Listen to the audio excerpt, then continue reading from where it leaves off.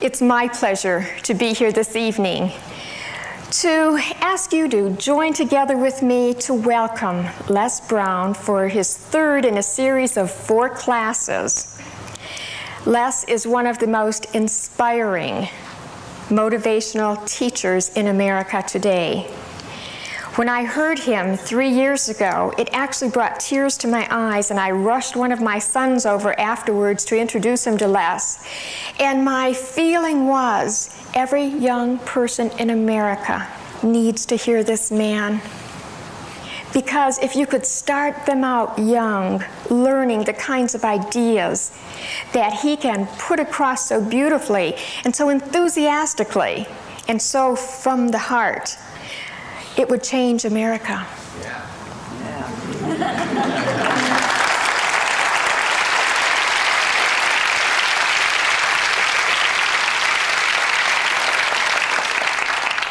And I knew when he was here before, we'd be having him back again. You know how you just know some things? And so I'm just thrilled tonight to introduce to you Les Brown.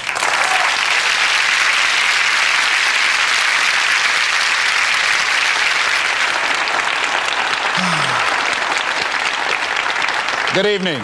Good evening. How you doing? Great. I'm gonna ask you how you doing. I want you to say better than good and better than most. How you doing? Better than good and better than most. I know that's right. And sometimes even better than that, right? I like to just let you know I really appreciate the opportunity to share some time with you again. Why don't you give Lenore a round of applause, please? Very beautiful personality.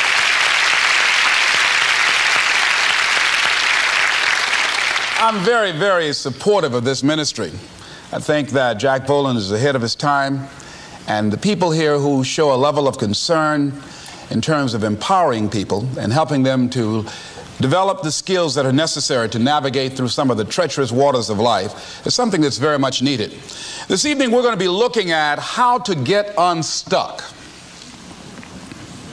I think some of you know what I mean. Sometimes we have to ask ourselves, what's using my life? Heard a guy give a lecture one time that says, we are today what we were when. And he was talking about the fact that we, to a great extent, behave, think, react because of some previous experience that we've had. One of the things that we know about life is that it is always changing. Sometimes you're up. Sometimes you're down. Sometimes things go real well, and sometimes they don't. Sometimes you're happy, and sometimes you're sad. Now that's that thing called life. And when we begin to understand and know that, accepting that reality that we will never ever have things just on an even keel all the time, that you're going to have some ups and you're going to have some downs, but during those down moments, that's where the growth takes place. That's where the work is. See, anybody can feel good when they have their health, their bills are paid, they have happy relationships, the children are acting normal, business is successful. Anybody could be positive then. Anybody can have a larger vision then. Anybody can have faith under those kinds of circumstances. Am I correct? Yes. See, but the real challenge of growth, mentally, emotionally, and spiritually, comes when you get knocked down. Somebody said that adversity introduces a man to himself or a woman. How you handle it, that's where the growth takes place. When I was facing some challenges, I had a guy say something to me, and I suggest this is one of the first things that you want to do when you're facing a challenge. You want to get unstuck. Evaluate where you are. Look at it. Assess yourself. Assess yourself and assess the situation. What brought you there? What role did you play? Earl Nightingale had a saying I like. He said, all of us are self-made, but only the successful will admit it.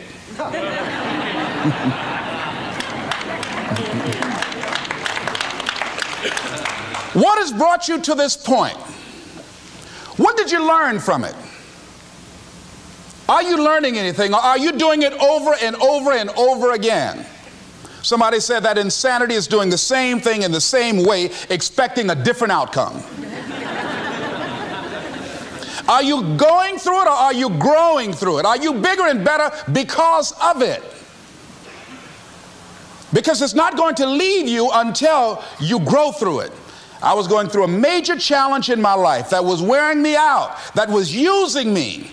And one of my students told me in a class that I was teaching, Lessons in Truth, she said, Les, until you handle it with grace, it will stay in your face.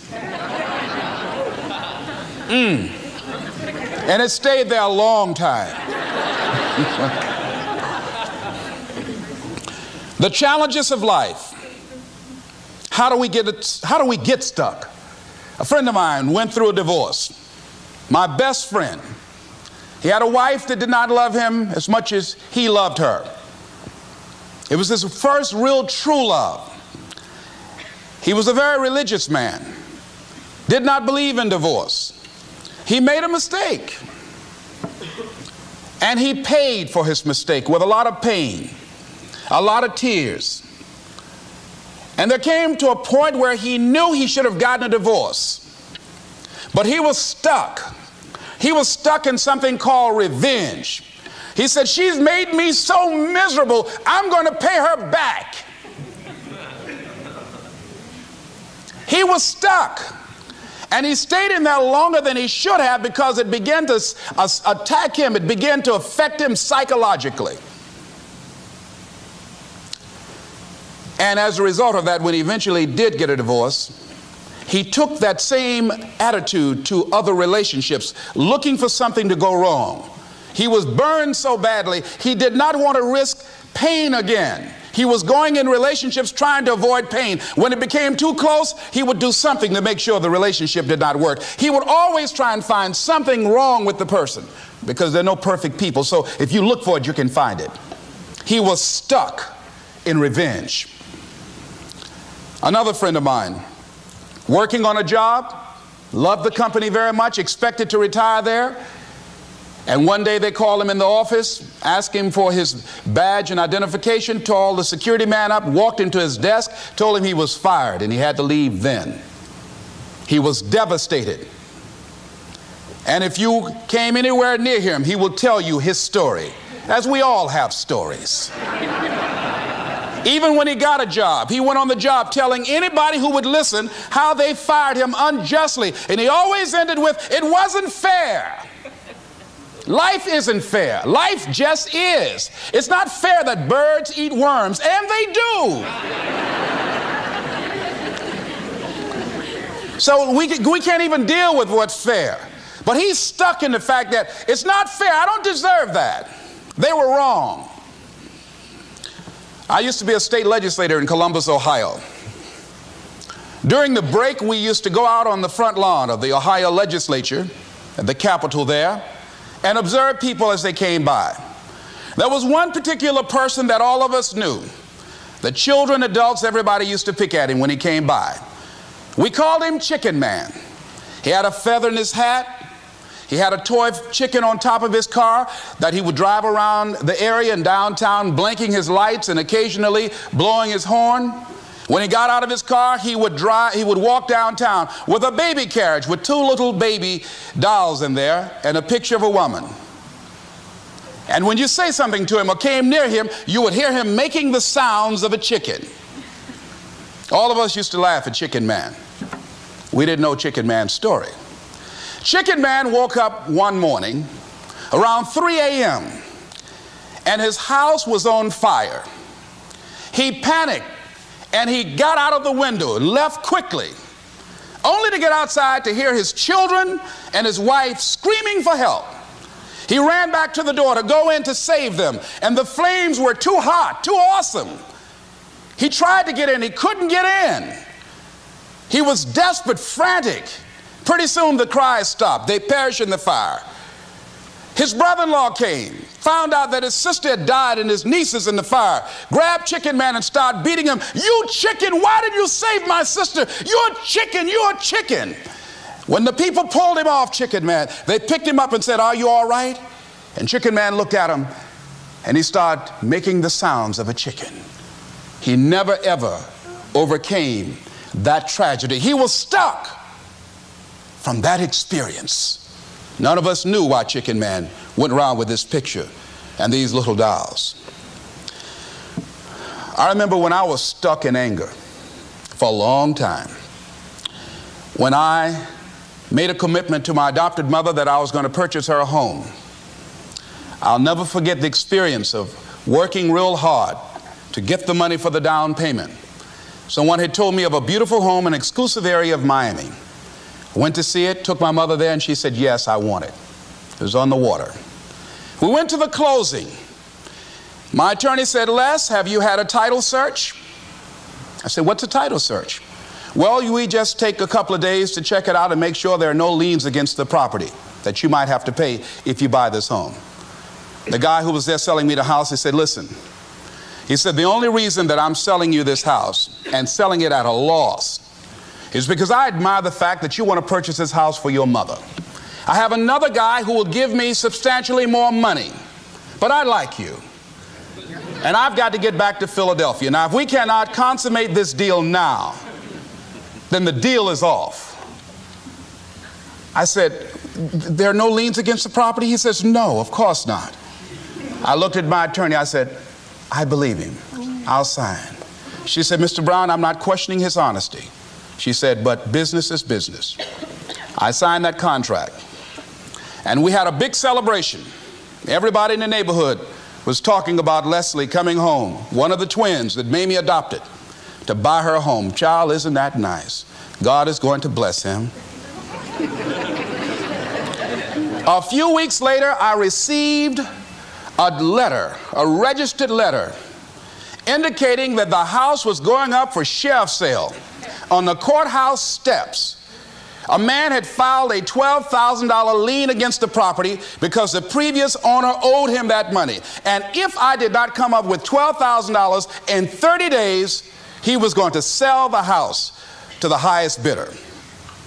I called this man and said, Mister, my name is Les Brown. I purchased this house. I had nothing to do with your prior bill. He said, that's not my problem. He said, you should have had a title search. I said, can you give me time? I said, my mother is an older lady. She has a bad heart. And I said, please. I said, if you just give me the time, I don't know how I'm going to do it with the house note and everything else, but I think I can pay you at least $2,000 a month, and within 6 months, somehow I will pay you your money. He said, no, I want it all in 30 days or you get out. I did everything I could, racked my mind thinking about how I could get $12,000 because I took everything I could to get the money just for the down payment and the closing. I finally had to face the reality that I wasn't going to be able to do it. I was up around 2 o'clock in the morning, walking back and forth, thinking, how was I going to tell my mother this? My children were there in the room sleeping all night long. I agonized over this. I lost over 23 pounds. Pretty soon I went in the room where my mother was sleeping, and I said, Mama, I got down on my knees by the bed. I said, Mama, I got to talk to you. And she said, what's wrong? I said, Mama, I said, we got to get out the house. I said, in my haste to buy the house, I made a mistake. She said, that's all right, baby. I didn't like this house anyhow.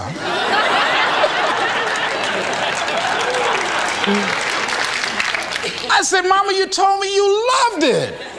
I brought our friends out here to see it. She said, you know I have arthritis in my knees, and I don't like going up the steps, but I knew it made you happy. You loved it so much. I said, Mom, I've lost 23 pounds agonizing over this. Well, we had to pack up and go back to the old house down the street from Northwestern High School in Liberty City. All those neighbors who came out and saw us leave, those neighbors were there as we were coming back. We went in the house, the roaches were playing cards, saying, come on in and take a hand. I was wiped out. I was embarrassed and humiliated. Words cannot encompass the symbolism of what I felt. I remember when I was unloading the furniture and I began to cry. My sister came by. You know you didn't have any money to buy no house, Mr. Big Time. Hadn't given me a quarter. You know mama got a bad heart now, y'all, back where you belong. As I was crying and my head down, taking furniture in, my mama said, hold your head up. I said, Mama, I just feel so bad about this, Mama. She said, hold your head up and dry your tears. You have nothing to be ashamed of. And I did, as we unloaded that furniture in that house. For several weeks, I was numb. I was immobilized with anger. If I had seen that guy, I was thinking about flying to Philadelphia. I had all kind of dreams about him. And I didn't want to hit this guy here. Hitting would have been too good for him. I just wanted to just grab him and just bite him. I just made it found him. They say, well, we found this guy just chewing on him. Beating would have been too good for him. I'd have just bit him every time he... I'd have been like a Doberman Pinscher. Yeah? God would have said, I thought I made everything, but I don't know where this came from. I was reading a book on forgiveness. And they had a line in there that says, forgive and grow. I had to let that luggage go. You see, your mind is you know, when you go into a service station to get gas, you don't go in there and just start pumping. When you push the lever up, it clears the previous bill. By the same token, if you want to begin to move, you've got to clear your mind of all the unnecessary luggage and baggage that's weighing us down. I couldn't move. I couldn't think about what am I going to do to get out of this situation, because I was so concerned about what happened and what he did to me and how bad it was. I was so stuck in that I couldn't even focus on what I should have done. Feeling sorry for myself and angry, and none of that was taking me anywhere. So pretty soon I learned through effort, made a conscious, deliberate, determined effort. I had to let it go. I had to forgive it. Let it go and begin to focus on developing myself. And I say to you, you're going to have people to do things to you. Things are going to happen to you. And the most important thing to do is to harness your will and let it go and move so you can grow, so you can get on with your life. It doesn't matter about what happens to you. What matters is, what are you going to do about it? Amen. What are you going to do now, Les? Huh? How long are you going to tell everybody at the bus stop and anybody who would stand and listen to you? How long are you going to repeat the same thing over and over and over and over and over again? How many times do we have to hear that? Don't go around telling people what your story is. Everybody has a story. 80% don't care and 20% glad it's you.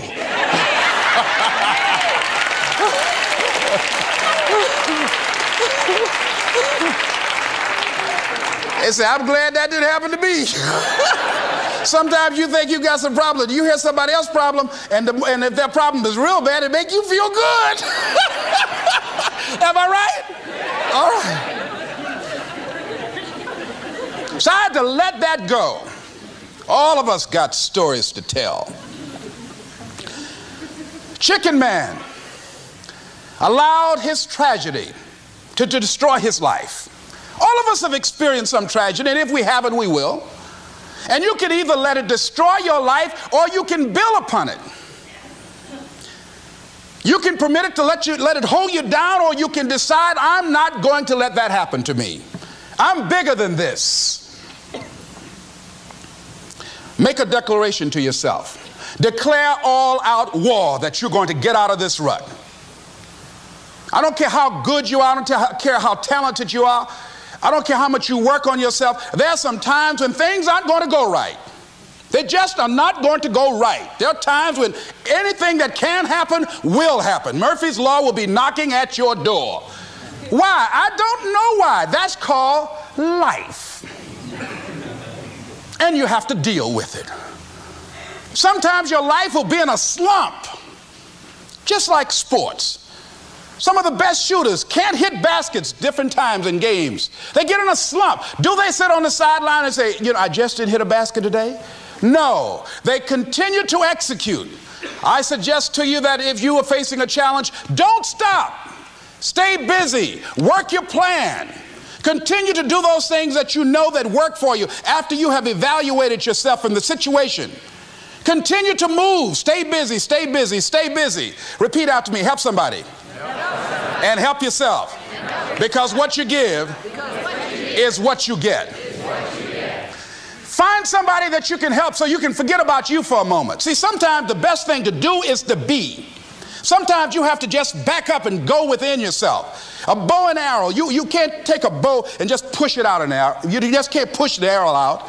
You have to pull it back and then release it. Sometimes you have to back up and go within and pray and meditate and recharge your batteries. Go away, clear your head, and then come back and look at it from a different vantage point.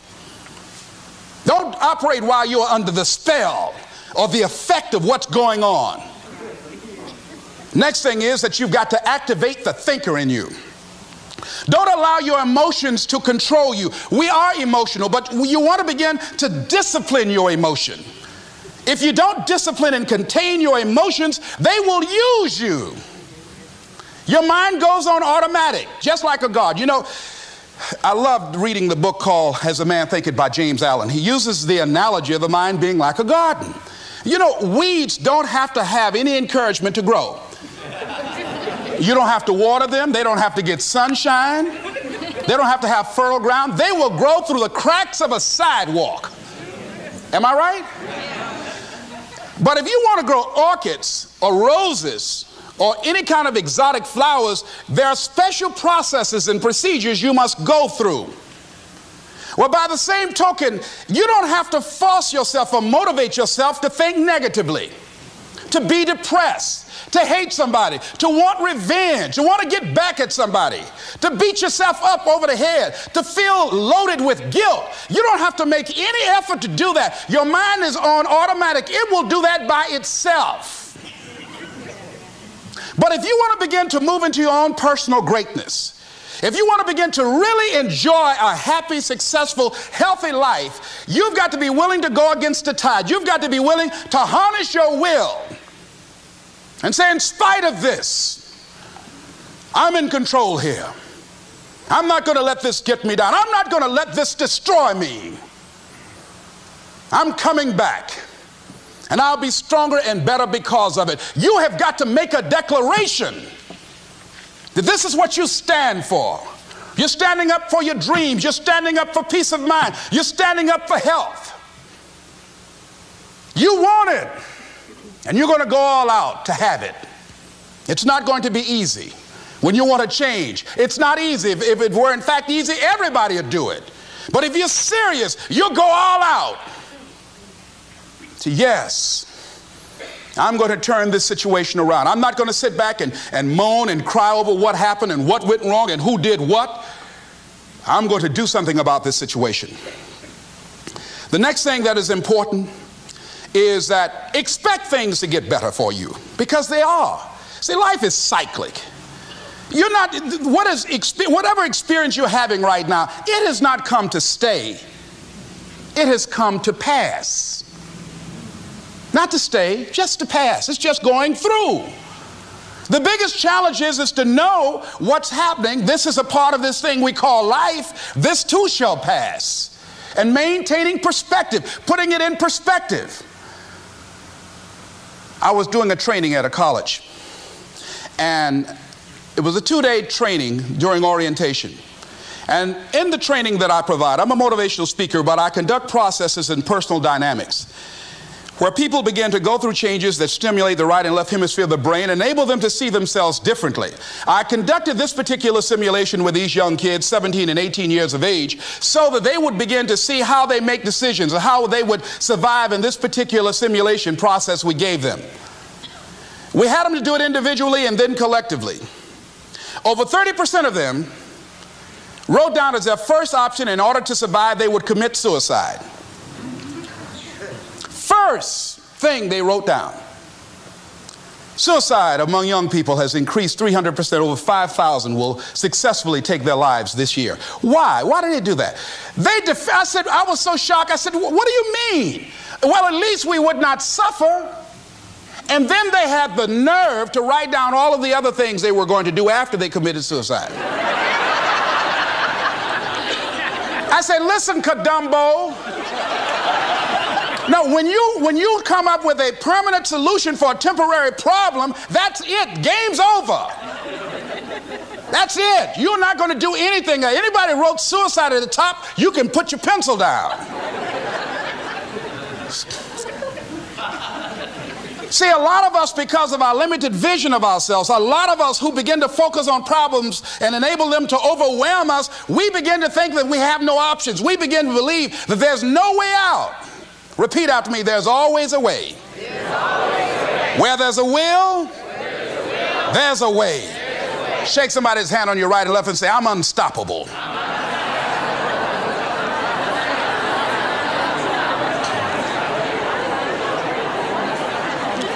You've got to make those kind of declarations to yourself. I'm unstoppable. This will not get me down. And if I get knocked down, I'm going to be like Leo Pascal. You said you're going to have some low moments in life, but when you do, you will have high lows when you work on yourself. What are some of those things that you can do during this period of time? Go for walks. Do some things for you. Just go for a stroll so you can engage in some reflective thinking on life, on yourself, looking and enjoying the universe, smelling the roses along the way. Listen to upbeat music, music that inspires you. I have oldie but goodies. I have strategies that I engage in to recharge my batteries. I'm preparing for that because I know things are going to happen that I cannot anticipate. A very good friend of mine died the other day. I had a program for myself. I have books that I read that inspire me, tapes that I listen to that fire me up. Because you're going to have sometimes low moments when you won't want to get out of bed. You just want to stay there. At times you won't want to come out the house. At times you'll be feeling bad and don't know why. What's wrong? I don't know. Just leave me alone. Why did that happen? I don't know. It's called life.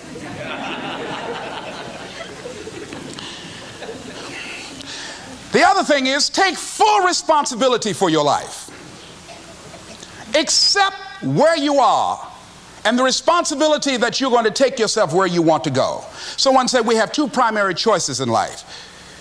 We can either accept conditions as they exist, or we can take the responsibility to change them.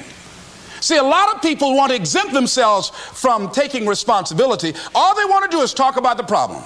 Every time you see them, they'll tell you their story over and over and over and over again. No, no. You want to take responsibility for your life. I got me here, I can get me out of this. And I'm getting out. I'm not going to be a volunteer victim. George Bernard Shaw said there are two kinds of people in life. You know, he said those that make things happen, those that watch things happen, and those that don't know what happened. And he said the people that get along in this life look around for the circumstances that they want, and if they can't find them, they make them. They create them. So part of beginning to get unstuck, you've got to decide that the behavior pattern that you have adopted doesn't work for you. You've got to change your strategies, and changing your strategy means reinventing your life. Recreating you, and you have the power to do that. You can decide that you're going to change, that you're not going to be a wimp. You can decide that you're going to stand up to life. You can decide that I'm going to live each day as if it were my last. You have the power to make that decision. You can decide I'm going to work on myself and develop myself. I'm going to empower me. And all of these things that are happening to me right now, they're just temporary inconveniences. They're not stronger than I am. I'm in charge here. Next thing is separate what you do from who you are. That's what the guilt trap is about. See, a lot of folk won't let you forget what you used to do or what you have done, what mistakes you've made. All of us have made some mistakes in life. All of us have done some things that if we had them to do over again, we wouldn't do it again. There are a lot of things that if I had it to do over again, if I knew then what I know now, I would have done it differently. Well, it didn't happen that way. And that's what you call life. I didn't do it like that. Oh, you don't want me to live that down. How you want to keep on putting that in my face about what I did. Guess what? I'm not interested. That's what I did then. Won't do it today, so you are picking on an innocent man. Hello.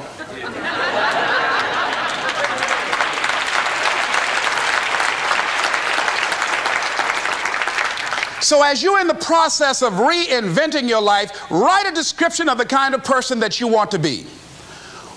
What are the things that you must overcome? What qualities about your personality you know that you're going to have to change because those particular characteristics are liabilities to you?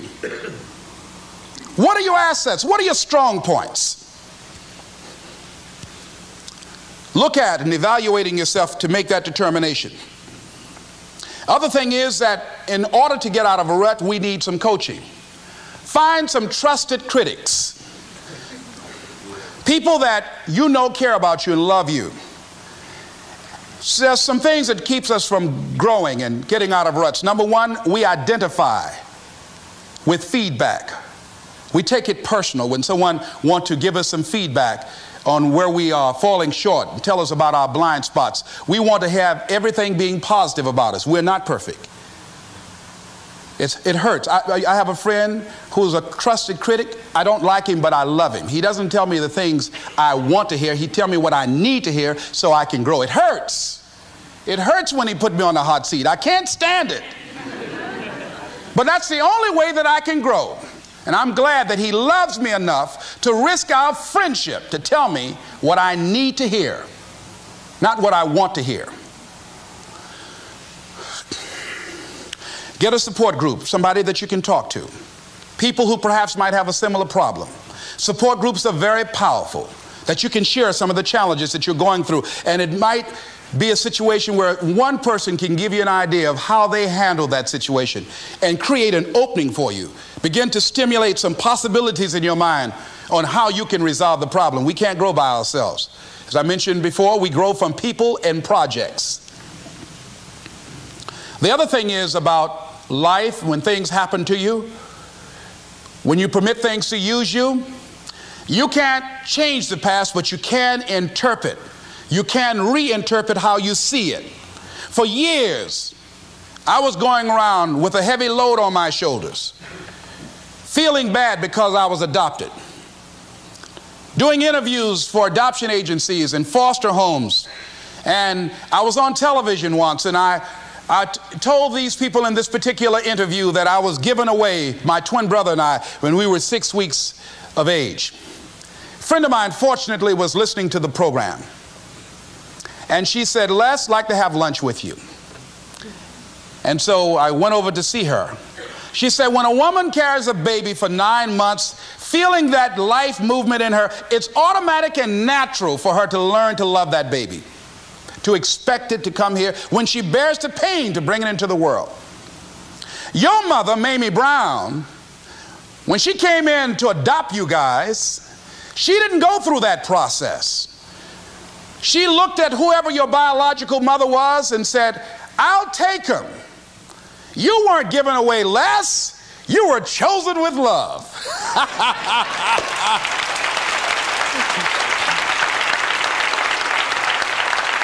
Same circumstances, same event, but reinterpreted. An interpretation that empowers me. Am I making sense to you? Yeah. So when you begin to look at your past, give an interpretation that empowers you. That's where I used to be. That's not where I am now. I'm growing. Now I want you to think about, in your mind right now, think about some particular event or act in your life that you feel very bad about, that you really regret that took place. If you had to do over again, you would do it differently. With that there, I want you to see yourself in your mind's eye and say to yourself, I love myself unconditionally, and I forgive myself. If I knew better, I would have done better. I want you to think about somebody that caused you some pain, caused you some disappointment, somebody that you don't like. Let me tell you something about the mind, how it uses you. Tell you something super stupid that I used to do. Do you know for years I hated my mother and my father, whoever they were, because they gave me away as I thought at that point in time? And guess what? I didn't have any faces for the hatred because I never saw either one of them. And I said, I hate them for that. And then once I forgave them and said, it's okay, had they not given me away, I would have never been blessed to have the mother that I have, who to me is the greatest mother in the world. So the universe unfolds as it should.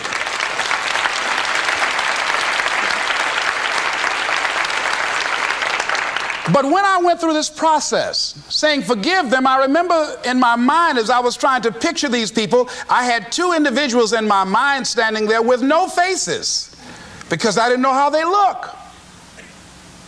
But I released that.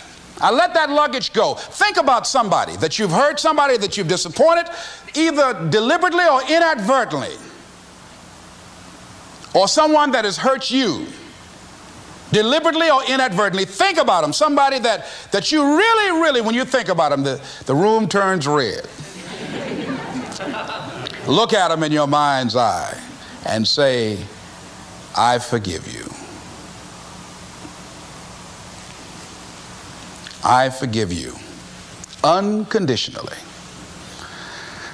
Whew, boy, that's a heavy load to let off.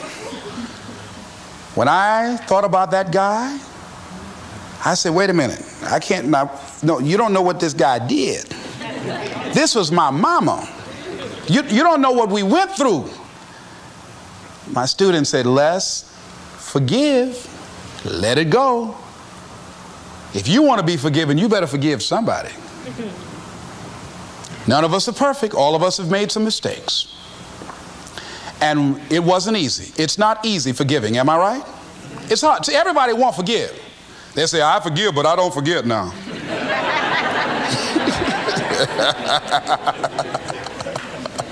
Let it go so you can grow. Let's get a little demonstration here. Throw it up on this side here, right? Demonstrate it like this. Let's go. I throw away negative thoughts. Revenge. Guilt.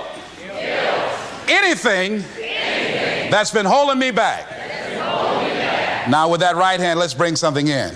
I bring in love. Peace of mind.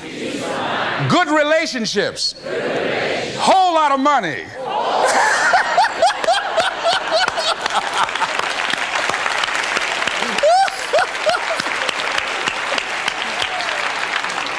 I don't know why people raise their voices when we say a whole lot of money.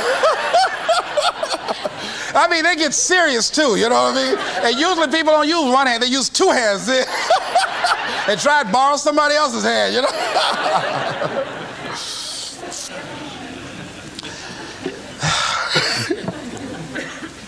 Reinterpreting our past. Understanding and knowing that we can move from where we are. That we can begin to design the kind of life that empowers us, that gives us happiness, that enable us to be on top of who we are. Knowing that as we begin to explore new horizons and new vistas in life, that as we begin to focus on developing ourselves, as we begin to elevate ourselves and not to follow the crowd, activating the thinker in us and disciplining and putting on hold the emotional part of ourselves. It's not easy, but through practice and practice and practice, practice makes what? Perfect. Absolutely not. Dismantle that belief system. Practice makes improvement. You can always better your best. You can always go beyond anything that you have ever done. You'll never hit a state of perfection. You're always bigger than what you do. And so all you're looking for are new breakthroughs through practice and practice and practice. You'll get better and better and better. And there's still some things that will happen to you that will catch you on the blind side that you did not anticipate. You'll get knocked down, but you won't be knocked out. You'll be able to get to your feet again, be on the ropes, but you'll have a fast recovery rate when you work on yourself. Read inspirational books, of course. Listen to tapes that begin to inspire you, and stay around people who will empower you. People that will help you feel good about who you are as you're in the process of transforming your life. Life is so beautiful. Today someone gave me something on life called What is Life? I'd like to share it with you. In summary, getting unstuck means that you are going to start living life on your terms rather than just gliding through every day on automatic. That you are aware, that you're stimulated and you're excited about your unfolding future, that you have a special power within, that you know that things are going to get better for you. You know that you can handle this, and sometimes you have to cry. Sometimes life will take you to your knees. But the pain opens spaces in the heart for joy. Somebody said about life, I love this, says, life is like an onion. You have to peel it one layer at a time. And sometimes you cry.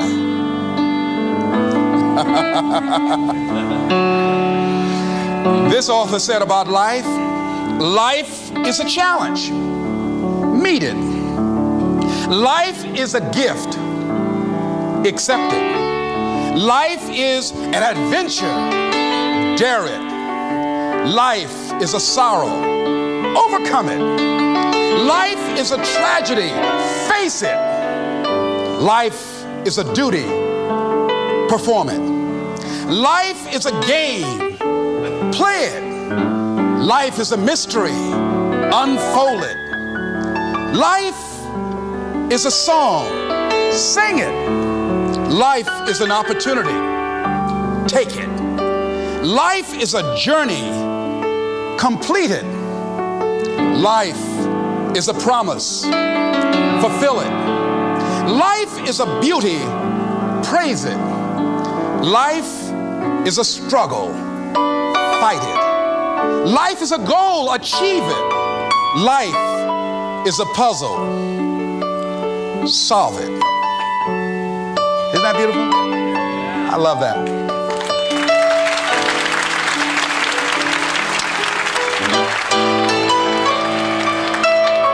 Remember something I heard in high school. It's called, I met a man today. At first I said he's Irish, for he has an Irish way. A sympathy and friendliness that warms you through and through. And then I thought, oh no, he's not. He really is a Jew. His eyes so dark and eloquent, like eyes of pearl, like those of Peter maybe, or perhaps Emmanuel. He stood there with a quiet grace, so slim he was and tall. I knew he was an Englishman and not a Jew at all. And yet his skin was very fair, a Viking he could be, such as those who cast their ships against the sea. His hair was dark with the mist of India, Japan. His courtesy was China's own, his dignity Iran. I met a man today and he was marvelously fair. He really was a child of God, and he came from everywhere. This is Mrs. Mamie Brown's baby boy saying it's been a plum-pleasing pleasure as well as a privilege. Thank y'all here.